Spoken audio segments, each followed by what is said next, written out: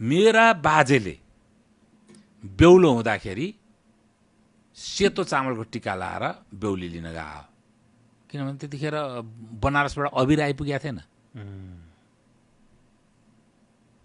र त्यहाँ दसैँ मान्ने हाम्रो प्रक्रिया के हुन्थ्यो भने मौलोमा बिहान नगडा बजाएर सबै पूजा चाहिँ मतलब लिम्बूहरूले पूजा गरेर बन्दुक नपड्काइकन गैर लिम्बूको घरमा टिका खोल्दै हिँड्थ्यो।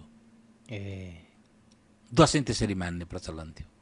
र सुब्बाहरूकोमा दही ठेकी, केराको काइयो र अक्षता लिएर गएर सुब्बाको हातको टीको, लिम्बूको सुब्बाहरू त लिम्बूहरू हुन्थे, उनीहरूको हातबाट टीको अरू चाहिँ रैतीहरूले लगाएपछि हाम्रा पिता पुर्खाहरूले लगाउने प्रचलन थियो।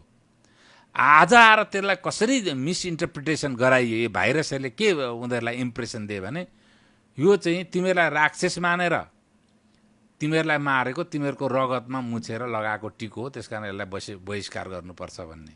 अझ इन्ट्रेस्टिङ त के थियो भने लिम्बू परिवारहरूमा त गाई तिहार औँसीसम्म टिका लगाइन्थ्यो, दसैँको टिका। छेत्री बाहुनहरूले त कोजाग्रत पूर्णियासम्म मात्रै लगाउँथे। त्यो मैले थाहा पाउँदाको प्रचलन भनिरहेको छु। अब त्यो रातो टिको भने त जबदेखि अबिर आयो तब रातो टिको भयो।